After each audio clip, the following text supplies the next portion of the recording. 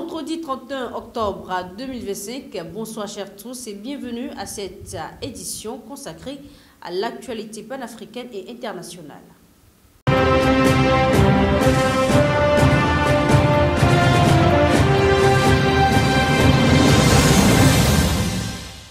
On commence avec une nouvelle fort réjouissante pour le peuple congolais lors de la conférence internationale de Paris sur la paix dans la région des Grands Lacs. Le président Emmanuel Macron a annoncé une aide internationale de 1,5 milliard d'euros pour soutenir les populations affectées par la guerre en République démocratique du Congo et ses voisins. Cette enveloppe issue d'engagements nouveaux et anciens vise à renforcer le plan humanitaire de l'ONU, juste là faiblement financé. Le chef de l'État français a aussi promis la réouverture de l'aéroport de Goma pour les vols humanitaires et la création de corridors sécurisés afin d'acheminer médicaments et vivres. Cependant, des zones d'ombre subsistent. Le calendrier du déblocage des fonds n'est pas clair et certaines parties prenantes comme le Rwanda et le mouvement du 23 avril contestent la décision de Paris, estimant qu'elle a été prise sans concertation. La conférence co-organisée par la France et le Togo a réuni plus de 70 délégations. Le président Faure Gnassingbé a insisté sur la nécessité d'un contrôle africain renforcé de l'aide humanitaire et d'une meilleure traçabilité des ressources.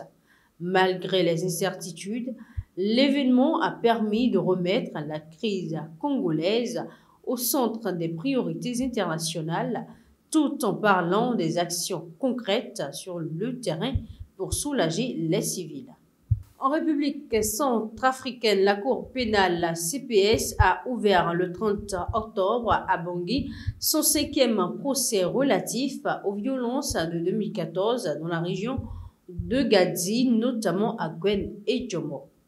6 personnes, Maturé Kombo, François Boyamba, Filemo Kaina, Dieudonné Gomitwa, Edmond Bena et Jean Barra sont accusés de crimes contre l'humanité et de crimes de guerre, incluant meurtre, persécution, torture et attaques contre des civils. Créée en 2015, la CPS est une juridiction hybride composée de magistrats centrafricains et internationaux chargés de juger les crimes les plus graves commis depuis 2003. Ce nouveau procès symbolise la volonté du pays de lutter contre l'impunité. Dès l'ouverture de l'audience, la défense de Jean Barra, jugé par contumace, a soulevé une exception de procédure, estimant que la Cour n'a pas respecté certaines conditions légales. Le procureur spécial adjoint, Alain Wabi Bekaï, a rejeté ces accusations, affirmant que le droit de la défense a été pleinement respecté. Face à ces divergences, la Cour a renvoyé l'audience au 6 novembre prochain pour examiner cette requête afin de poursuivre les débats sur le fond. Ce procès illustre la lente mais déterminée quête de justice en Centrafrique. Hors du continent africain, en République française, la taxe Zuckman, symbole de la gauche et inspirée des travaux de l'économiste Gabriel Zuckman, est au cœur des débats à l'Assemblée nationale aujourd'hui. Examinée ce vendredi dans le cadre du budget 2026, cette mesure vise à instaurer un impôt minimum de 2% sur les patrimoines dépassant les 100 millions d'euros afin de taxer les ultra-riches et lutter contre l'optimisation fiscale. Face à la controverse, le Parti socialiste a proposé une version allégée, mais la mesure continue de diviser profondément la classe politique. Le camp présidentiel, représenté par les macronistes, rejette catégoriquement ces taxes qu'il juge idéologiques et néfastes pour l'économie. Selon la députée Prisca Thévenot, il s'agit d'une mesure symbolique qui risquerait de freiner la compétitivité et l'emploi en décourageant les investisseurs et les entrepreneurs. Le Premier ministre Sébastien Lecornu devrait d'ailleurs présenter une troisième version du test pour tenter d'apaiser les tensions et trouver un compromis avec la gauche. Du côté du Parti socialiste, le député Philippe Brun estime qu'une réforme fiscale sur le patrimoine est indispensable pour équilibrer le budget et soulager les souffrances des Français. À l'opposé, le Rassemblement national dénonce des magouilles politiques entre socialistes et macronistes accusés de manipuler le calendrier parlementaire à leur avantage. La version allégée de la taxe exclut désormais les entreprises innovantes, notamment dans l'intelligence artificielle, mais prévoit une taxation de 3% à partir de 10 millions d'euros. Une décision que certains chefs d'entreprise comme Louis Blanchot jugent décourageante pour l'investissement en France.